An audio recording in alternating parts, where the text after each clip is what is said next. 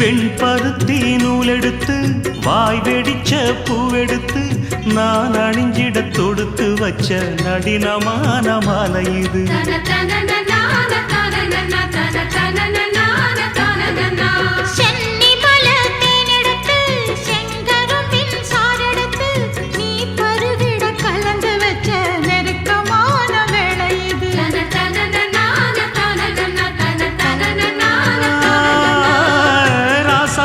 உடம்பிருக்கும் ரவிக்க துணி நானாக அன்னாடம் சூடி கொண்ட ஆசை வச்சாகாதா.